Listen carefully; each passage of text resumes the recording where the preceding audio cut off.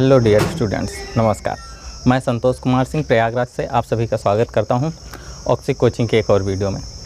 इस वीडियो में हम नई प्रश्नावली स्टार्ट करने वाले हैं जो कि है दो चर में रैखिक समीकरण, यानी कि linear equation in two variables. तो इंग्लिश तो आपको पता ही है कि हमारी कैसी है, तो इंग्लिश को जज मत करना, बस आप हिंदी में समझना है कि दो चर में रैखिक समीकरण। इसी अध्याय को हम चालू करेंगे। वैसे ये 9वीं कक्षा की वीडियो है, इतना तो आपको पता ही है। तो आज हम 4.1 के क्वेश्चन को सॉल्व करेंगे। लेकिन और वीडियो स्टार्ट करने से पहले मैं आपसे एक बात बोल दूं कि इस वीडियो में हम केवल और केवल क्वेश्चन को सॉल्व करेंगे और क्वेश्चन से संबंधित जो कुछ बातें हैं वो भी बता देंगे। परंतु अगर आपको डिटेल में रैखिक समीकरण के बारे में जानना है या दो चर वाले समीकरणों के बारे में जानना है तो आप हमारी प्लेलिस्ट को चेक कर लेना। प्लेलिस्ट का नाम है दो चर वाले रैखिक समीकरण। तो प्लेलिस्ट का यही नाम है। आप उस प्लेलिस्ट के वीडियो को ज़रूर चेकआउट कर लेना, उसमें आपको डिटेल में सारी जानकारी मिल जाएगी। तो ध्यान में रखते हैं समय को और शुरू करते हैं वीडियो को। वीडियो शुरू करने से पहले सब्सक्राइब कीजिए ऑक्सी कोचिंग यूट्यूब चैनल को और बेल आइकन को ऑल पे कीजिए, जिससे फ्यूचर में कोई वीडियो आप मिस ना करो। अगर आपने पहले से ही सब्सक्राइब कर रखा है तो थैंक यू वेरी मच। तो वीडियो में आगे बढ़ते हैं। क्वेश्चन नंबर पहले को लेकर प्रश्नावली 4.1 है। क्वेश्चन नंबर 1, तो इसमें लिखा है कि एक नोटबुक की कीमत एक कलम की कीमत से दोगुनी है। चलो, एक नोटबुक है और एक कलम है, तो नोटबुक की कीमत दोगुनी है। वैसे रियल लाइफ में भी कलम 5 रुपये की मिलती है और कोई भी नोटबुक लो तो 10 रुपये की मिल जाती है। ठीक, तो इस कथन को निरूपित करने के लिए दो चरों वाला एक रैखिक समीकरण लिखिए। तो हमें सिर्फ और सिर्फ समीकरण लिखना है, बाकी मूल्य वगैरह कुछ भी नहीं बताना। संकेत भी दिया है कि मान लीजिए नोटबुक की कीमत x रुपये और कलम की कीमत y रुपये। तो संकेत में जो दे दिया है तो हमें वही चीज़ मानना पड़ेगा। तो अगर हम पहले क्वेश्चन को यहाँ से स्टार्ट करते हैं हल, तो यहाँ पे हम लिखेंगे माना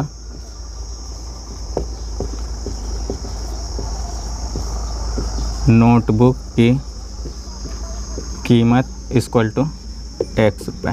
ठीक, उसने बोला था नोटबुक की कीमत x रुपये बोला था ना। और बोला था कि कलम की कीमत कितना है, y रुपये, y माना था उसने। अब देखो इसने प्रश्न में क्या बोला है कि जो नोटबुक की कीमत है वो कलम की कीमत से दोगुनी है। ठीक, तो प्रश्नानुसार तो कलम की कीमत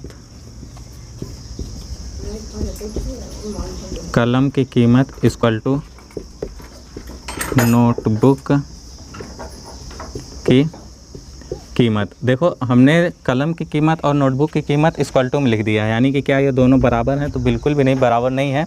हमने आपको समझाने के लिए सिर्फ ऐसा लिखा है। अब देखो प्रश्नानुसार में क्या बोलता है, जो कलम की कीमत है वो जो नोटबुक की कीमत है वो कलम की कीमत से दोगुना है। यानी कि कलम की कीमत में अगर हम 2 का मल्टीप्लाई कर देंगे तो नोटबुक की कीमत बराबर हो जाएगी। देखो 2 इंटू कलम की कीमत इक्वल टू नोटबुक की कीमत। अभी ये जो हमने लिखा है ये सही लिखा है क्वेश्चन के अनुसार। तो देखो 2 इंटू अब इधर क्या है, कलम की कीमत यानी कि y इक्वल टू नोटबुक की कीमत यानी कि x रुपये।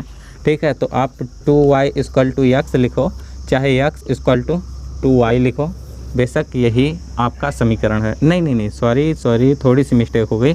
ये तो आपको समझ में आया ना, क्या कहते हैं 2y इक्वल टू x या फिर x equal to 2y, same चीज़ है।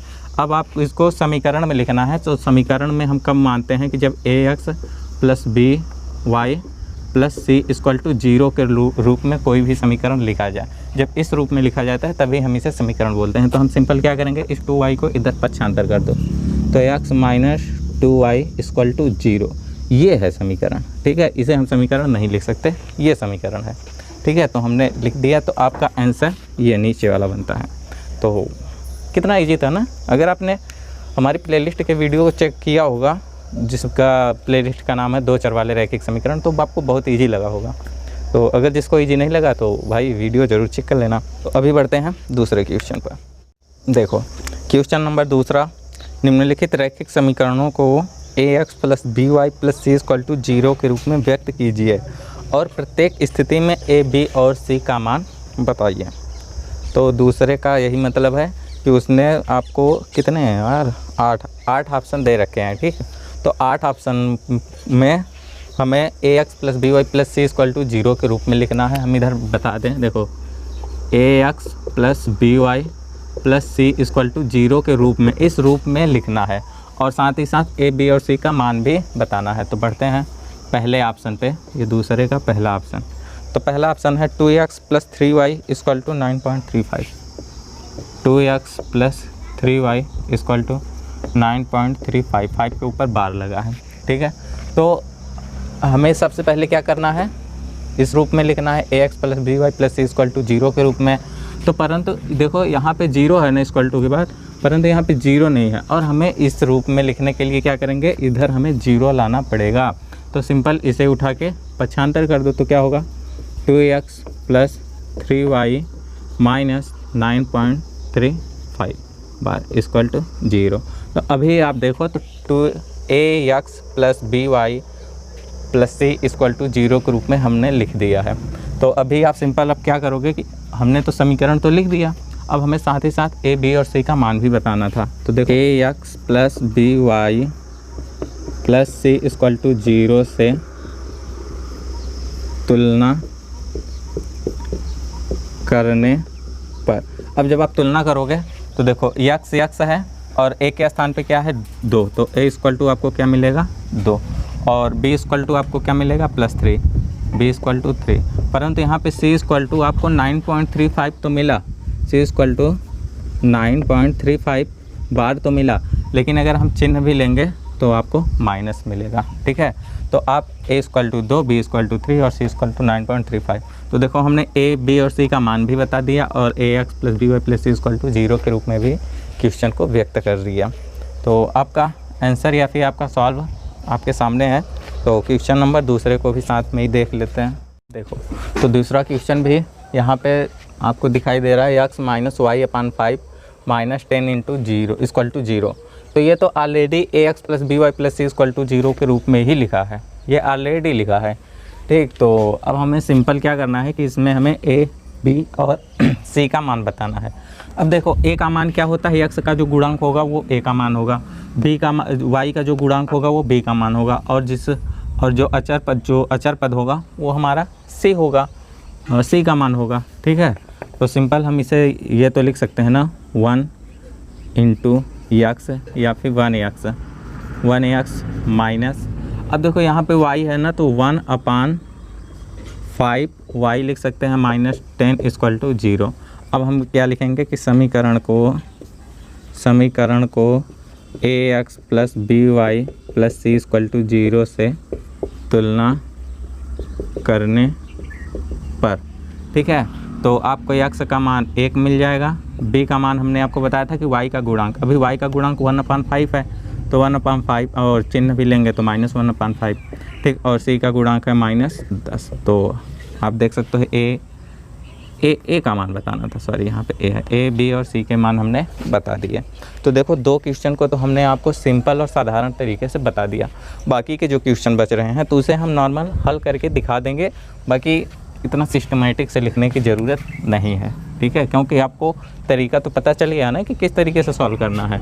तो देखो अभी तीसरा क्वेश्चन, तो तीसरा है -2x plus 3y equal to 0, -2x plus 3y equal to 0। अब यहाँ पे एक समस्या है, समस्या क्या है कि सर जी इसमें c वाला तो पद है ही नहीं, तो सिंपल क्या करोगे, जब c वाला नहीं है तो simple -2x plus 3y plus c के स्थान पे प्लस 0 कर सकते हो ना, c के स्थान पे 0 इक्वल टू 0, बहुत आसान है। अब जब आप ax plus B Y plus C equal to, देखो ये हमने ax plus B Y plus c के रूप में हमारा हो गया। अब आप इससे जब तुलना करोगे, अब आप चीज़ ये हिंदी में लिख देना है कि तुलना करने पर, ठीक है। तो अब जब आप तुलना करोगे तो a इक्वल टू -2 मिलेगा, b इक्वल टू 3 मिलेगा और c इक्वल टू 0 मिलेगा। हर हालत में हमें a, b और c का भी मान बताना पड़ेगा, चाहे इधर कोई संख्या हो या ना हो, अगर नहीं होगी तो हम 0 मान लेंगे। तो तीसरे को भी हमने आपको सॉल्व करके दिखा दिया। तो चौथा है, देखो स्टूडेंट्स यहाँ पे चौथा ऑप्शन भी लिख दिया x इक्वल टू 3y। तो सबसे पहले हमें इक्वल टू 0 के रूप में लिखना पड़ेगा, यानी ax plus B Y plus c इस रूप में। तो सिंपल ax इसको इधर लाओगे तो -3y होगा। अब c वाला तो पद है ही नहीं, अब नहीं है तो प्लस 0 लिखोगे इक्वल टू 0, कुछ इस तरीके से लिखोगे। तो पहला आंसर तो आपके सामने है, हमने उस रूप में लिख दिया। अब आप जब उससे तुलना करोगे तो a इक्वल टू 1 मान मिलेगा, जब कोई गुणांक नहीं होता तो 1 मानते हैं। b इक्वल टू आपको क्या मिल जाएगा, b इक्वल टू -3 मिलेगा, और c इक्वल टू आप तो होशियार हो, क्यों जी, 0 मिलेगा। ठीक है, बहुत बढ़िया। तो चौथा भी हो गया लगभग। पाँचवें को देखते हैं। 2x equal to -5y, 2x equal to -5y। देखो अभी क्या करना है, किसको भी हमें उस रूप में लिखने के लिए इस -5y को इधर पक्षांतर करेंगे। तो 2x प्लस 5y और प्लस 0 इक्वल टू 0, सेम चीज़ उस रूप में हो गया। देखो यहाँ पे 0 क्यों लिखा, क्योंकि c भी हमें लिखना पड़ेगा और c तो है ही नहीं इसमें, तो इसके लिए हमने 0 कर दिया। तो यहाँ तक हमने लिख लिया। तो अब आप जब तुलना करोगे, यानी कि तुलना करने पर हिंदी आप लिख लेना, तो a इक्वल टू आपको x का गुणांक यानी 2 मिलेगा, b इक्वल टू यानी कि y का गुणांक 5 मिलेगा, और c इक्वल टू यानी कि अचर पर 0 मिलेगा। ठीक है, तो आप देखो कितना इजी है, बहुत ही कितने कम समय में हम इन क्वेश्चन को सॉल्व कर रहे हैं। बाकी ये सॉल्व हम नहीं कर रहे हैं, सॉल्व ही कर रहे हैं, परंतु एक सिस्टमेटिक तरीके से सॉल्व नहीं कर रहे हैं। बाकी लिखने पर, इससे तुलना करने पर, इस रूप में लिखने पर, तो ये तो हमने आपको 2 क्वेश्चन में बता रखा है ना। बाकी के सभी क्वेश्चन में बताने का सिर्फ और सिर्फ टाइम वेस्ट होगा। ठीक है, तो अभी छठवां ऑप्शन देखते हैं। तो छठवां ऑप्शन है 3x plus 2 equal to 0, 3x plus plus 2 equal to 0। अब देखो क्या करेंगे कि इसमें 3x यानी x वाला पार्ट भी है, c वाला पार्ट भी है, लेकिन बीच वाला पार्ट नहीं है। तो हमें इसको सबसे पहले लिखना पड़ेगा। 3x प्लस 0y लिखेंगे, प्लस 2 इक्वल टू 0। अब देखो 0y का मतलब क्या हुआ कि 0 का मल्टीप्लाई जब y के साथ करेंगे, 0 का मल्टीप्लाई जब आप y के साथ करोगे तो वो ऑलरेडी 0 हो जाएगा, और 0 जोड़ने से तो मान में कोई परिवर्तन होगा नहीं। अब जब आप इससे तुलना करोगे तो क्या होगा, a इक्वल टू 3 मिलेगा, b इक्वल टू 0 मिल जाएगा। ठीक है, y का गुणांक के समय क्या है, 0 है, तो 0 मिल जाएगा, और c इक्वल टू 2 मिलेगा। देखो हम आपको एक तरीका बताते हैं कि इसमें जो पद ना हो ना उसको 0 मान लो, सिंपल।